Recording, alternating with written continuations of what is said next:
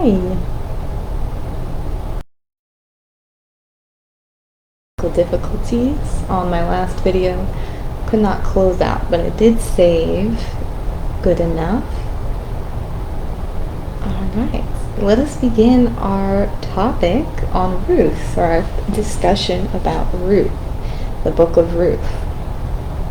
Many of you may know this story, especially if we pair Ruth with Naomi, right? It's a very commonly understood text and a commonly disputed text. And we are going to talk about why. It's not necessarily disputed. I think a lot of people revere this story. A lot of people look up to this story. It's a very honorable story. It's one of hope. It's one of kindness and compassion. This is also an interesting story because it petitions to a group of people to make certain arguments about the nature of Ruth and Naomi's relationship. But we're going to dive into it, and we are going to understand an agreeable explanation and meaning behind this story and their relationship. Before we do, let's get into a quote. And yes, we're going to do another Sir John Benjamin quote, or poem, I should say. Just a little portion here. And let's begin. He reads, "Pam, I adore you. Pam, you great big mountainous sports girl, whizzing them over the net, full of the strength of 5. And this is a line from the poem Potpourri from a Surrey Garden. Let's read it one more time, then we can discuss it a bit. "Pam, I adore you. Pam, you great big mountainous sports girl, whizzing them over the net, full of the strength of 5. Okay, so we have somebody adoring Pam, most likely Sir John Benjamin, or the male character in this poem here. I did go ahead and read the whole poem just so I can get a good picture of this, but it's a story of like a sports club, right? There's actually a horse track, and the man is riding through the horse track, and he's riding his horse, and he's enjoying the sunlight and the garden, and he's, beckoning his horse to go visit the tennis courts so he can lay his eyes upon Pam, right? So we have a strong and surly man on his horse, and he wants to go lay his eyes on Pam, who is a also equally burly and strong woman. She's a tennis player, and if we can think of tennis players in our mind, they're strong, right? They're fierce. And that's what it says here. She's whizzing the tennis balls over the net, full of the strength of 5. So this woman here, she's strong, right? She shows a lot of strength, and she works very hard for her sport. We can liken this to Ruth. We can even liken this to Naomi, right? Naomi was a very strong character, as we will read. She held a lot of grief and she held a lot of bitterness, but that did envelope her character and make her a very strong character. Naomi, on the other hand, was equally strong, right? Working hard, wanting to support what little family that was around her at this time. We'll learn. There are some arguments here. We'll see if we can touch on them, but let's go ahead and just read the full narrative, and we'll see what comes through, okay? Full narrative, I say, right? But we're reading it in little sections here. So we're going to begin in Moab, right? We had a family in Moab. They weren't from Moab, but they just had settled there. And we had a man, his name was Elimelek. His wife's name was Naomi. And the names of his 2 sons were Mahlon and Killion, or Chilion, I think. I forget how they pronounced that. It says, "Now Elimelek, Naomi's husband, died, and she was left with her 2 sons." So they grew up, they had a family, right? The 2 sons. And then unfortunately, Naomi's husband had died. We don't know how.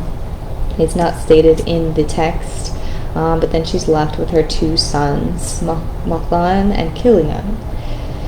It says later on, they married Moabite women named Orpah and the other Ruth.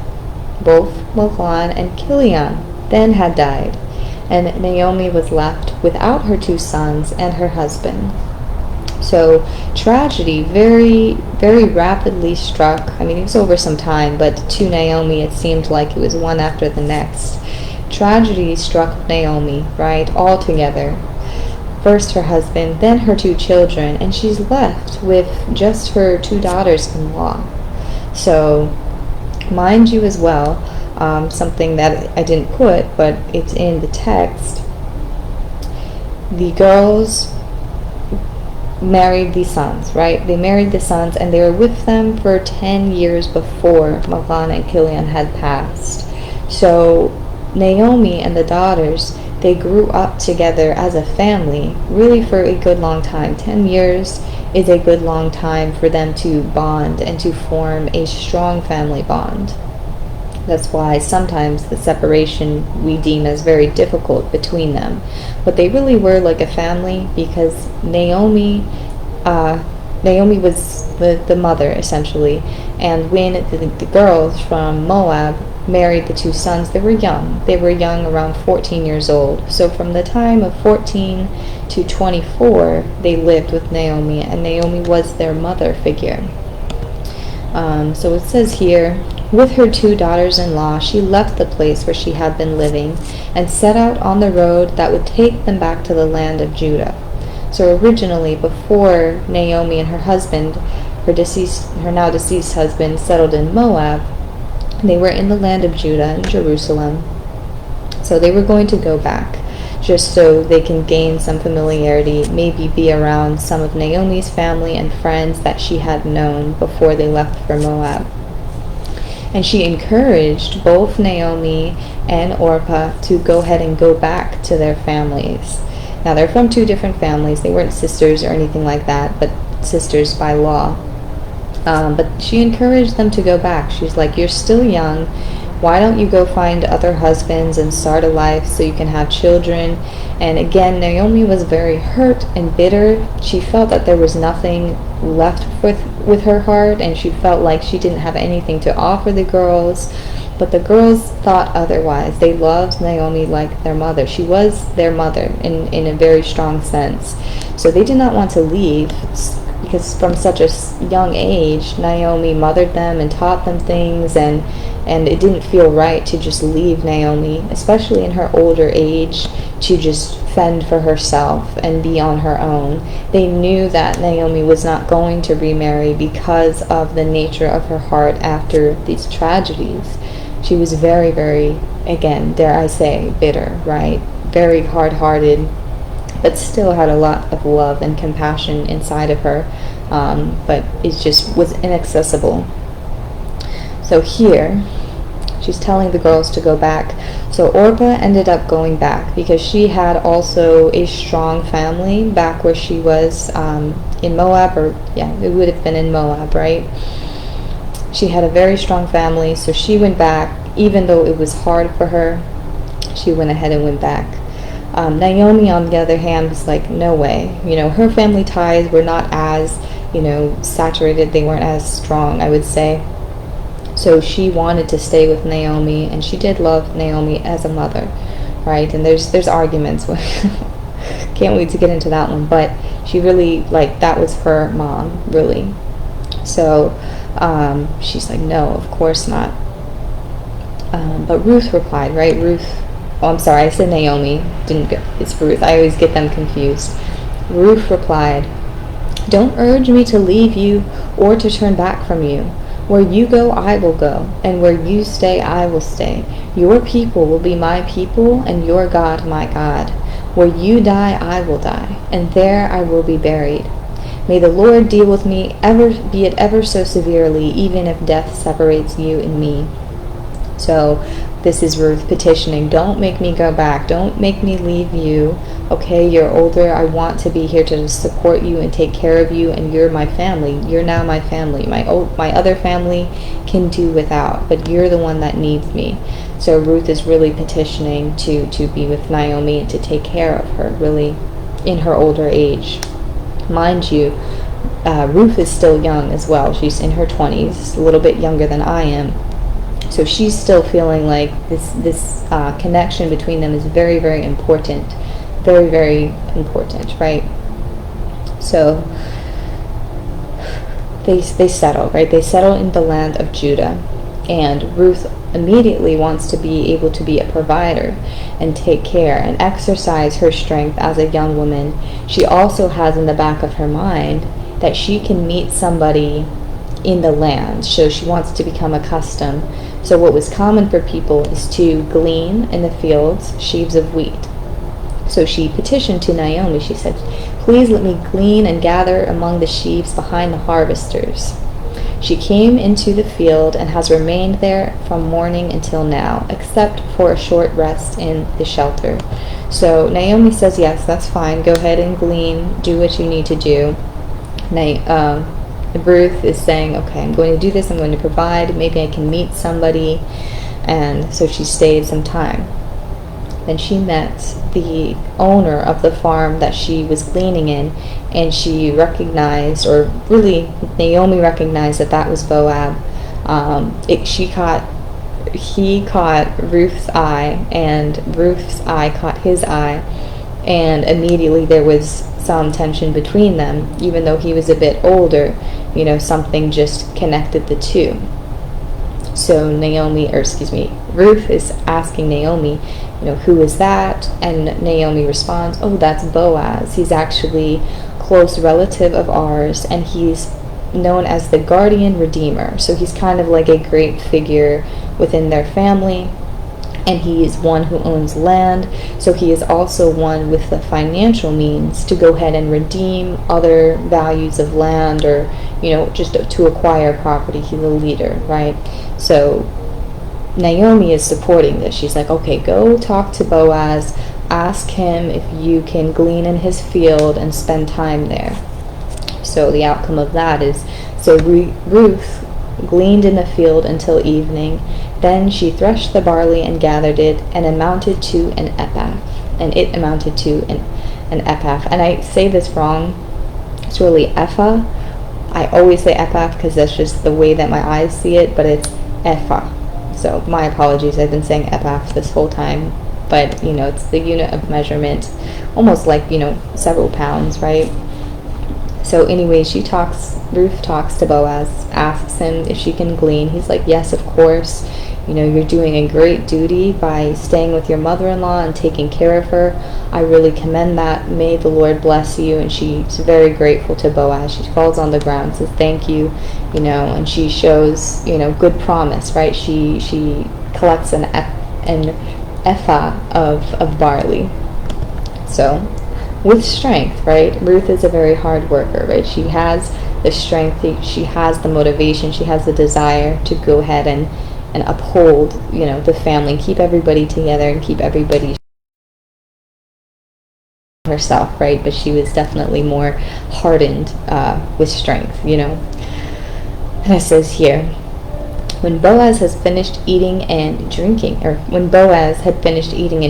and was in good spirits, he went over to lie down at the far end of the grain pile. Ruth approached him quietly, uncovered his feet, and lay down. So, mind you, I always get them confused. Naomi told Ruth to go ahead and do this to appeal to Boaz, see if he is really, taking a liking to her, or if it's just platonic, So she doesn't say to go sleep with him. She just says to go kind of cozy up to him, cuddle up to him, see how he would respond if she, uncovered his feet. And again, people say that this term, uncovered his feet, is to sleep with them, or suggest sexual intercourse. But this was not the outcome of this scenario. Boaz had awakened. He had a conversation with her, and he told her, it would be interesting for us to, unite in marriage or something like that, but I'm going to see if somebody else, like another closer relative to Naomi, would be willing to do so. The reason being, he did not want to jeopardize the land that he already owned. If he had married Ruth, then it might jeopardize his land, because then he would have to take over Naomi and Ruth's land. I don't know how exactly that worked, but that's just the reasoning behind why he was not so into the relationship. So, but nonetheless, he did like her. He did like her, but they did not sleep together. Again, she was a bit younger, and he was a bit older, so he just suggested, he's like, why don't you lay here? You can lay here at the foot of the wherever he was laying, the grain, right? The foot of the grain, you can have some blanket. And it was definitely a platonic, there was no sexual intercourse in this moment. But people get a little bit caught off guard by this uncovering of the feet scenario, but it was really just to gauge interest. And then it says here, when Ruth came to her mother-in-law, Naomi asked, how did it go, my daughter? Then she told her everything Boaz had done for her, and added, he gave me these 6 measures of barley, saying, don't go back into your mother-in-law's house empty-handed. So Boaz was very generous, right? He's very generous. He's very caring towards her. Wants to make sure she's being taken care of. And he also commanded the other gentlemen in the field to look out after her and not to give her any trouble. So that was something nice also that he did. Anyways, he gives her these 6 measures of barley. And I think from this point forward, we're going to look at the significance behind the number of things that are being given or granted or, allotted. I think we should look at that in a Hebrew context, not to go into numerology, but to really just wonder, why did they put the number in there? It must be some kind of significance. So without sharing my screen, because I'm not actually sure how I do that, I'm sure there's a way on here. Let's go ahead and just go to my page here, and I will give you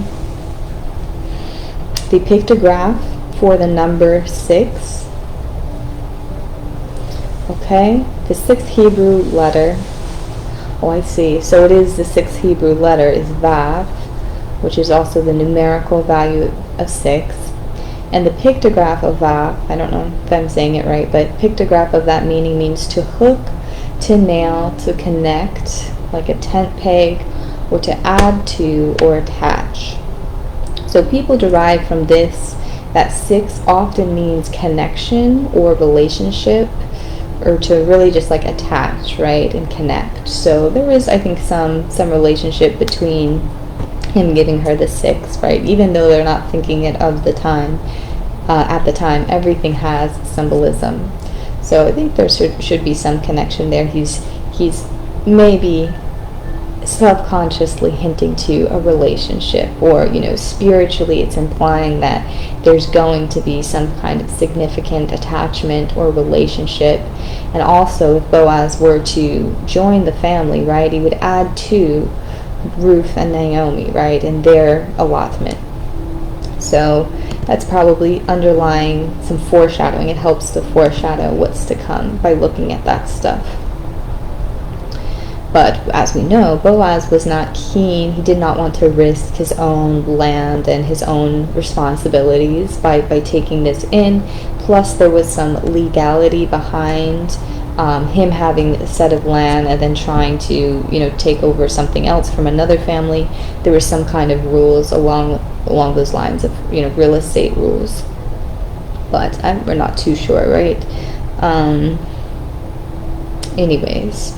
So he actually petitioned to the elders and the town, and they granted him permission to go ahead and marry Ruth and to take over their land. They said, even though it could cause maybe a little bit of conflict, we're going to go ahead and ignore that, and you can go ahead and do that.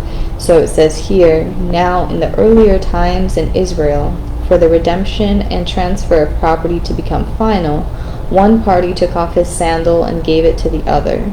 This was the method of legalizing the transactions in Israel. So that exchange of one taking off his sandal and giving it to the other essentially is to give permission and really to legalize. So that took place. So it says here, so Boaz took Ruth, and she became his wife. When he made love to her, the Lord enabled her to conceive, and she gave birth to a son. Then Naomi took the child in her arms and cared for him. The woman living there said, Naomi has a son, and they named him Obed. He was the father of Jesse, the father of David. So now we realize, now we know why Naomi has Ruth. I don't know why, right? Now we know why Ruth has her own book, because she's the mother of David, King David's grandfather. she's the great grandmother of King David. So she does play a very significant role in the lineage. And we see here that Naomi actually looks after the son, probably because Ruth is a hard worker. She's very strong in her way of life, right? So Naomi, being a bit lonely and a bit sad, she has this child that she is taking care of, and it fills her up again. It fills her up with joy. It fills her up with tenderness, because remember, her heart was so hard and it was so hurt. So she's filled with tenderness again, and she has, pride again, versus being a widow and her children dying. She has her own pride. Plus, Ruth was very young. She was young. Just remember, even though that was the right time to start having children and things like that, she had a very youthful spirit. She was very motivated again in her work. So, Naomi, being the awesome grandmother, had taken care of the son. Still a very common thing that happens today. So that is the story. That is the story. We have the grandmother, the great-grandmother of King David here, and the great-great-grandmother of King David, Miss Naomi. And a lot of people, I'm going to just put this in here because it's the end of the video, but a lot of people would like to claim the nature of Naomi and Ruth's relationship as like lesbian. I'm just going to say it like that because that's exactly what they claim. And the reason why I can say that is because I actually had a class. I'm not going to tell you where I had this class, but I will let you know it was the only class in school that I'd ever failed miserably, mostly due to incompletion. I did not want to complete the class. It was causing me a lot of stress. The workload was very heavy, and mind you, I think it was called Women in the Bible, or maybe it was even called Sexuality in the Bible, something like that. But it really was arguing the Bible and where the LGBTQ relationships took place. And this part right here, it was in the very beginning of our class. It was kind of like the main focal point. And it really just a lot of stretches of imagination were taking place. I tried to wrap my head around it. I tried to understand. But I hope you can figure the way that I broke this down and the way that I read it, that Ruth especially was a very, heterosexual person. She wanted to appeal to men. She had, feelings for Boaz the moment that they laid eyes on each other. So she was a heterosexual person, and Naomi as well. She had great love for her husband, which is why she bore 2 sons that she loved very much. Due to her bitterness, that doesn't turn her away from the male gaze, right? She's just hurt. So a lot of people argued that somehow Ruth and Naomi were in a relationship, but no, Naomi just lost everything. She lost literally everything. The only thing that she had were her daughter-in-laws, and they were very much so her daughters. She raised them from young children, really. You have to remember that. She raised them, she taught them how to be women. There would be no lesbian relationship or no sexual relationship. And people argue, because they were joined together, and Ruth refused to leave Naomi, that sort of thing. But no, that's, Ruth felt like she had an obligation to take care of her elderly mother, right? She was very much loyal and compassionate to the bond that that family had before the deaths and after the deaths. They were a very happy family. So what good would it be for Ruth to go ahead and leave, once everything falls apart, and leave Naomi already sad, already heartbroken behind, So that argument, it caused that class caused a lot of stress for me. It had me rethink a whole ton of things, and again, that was the beginning of the end for me. I literally failed the class, the only class I ever failed because there was too much work. I refused to do the work. I was going through my own personal struggles with sexuality, not necessarily in my sphere, but it was, directly related to me. So I was going through it. I did not want to hear this as I'm going through something else personally. It was absolutely insane.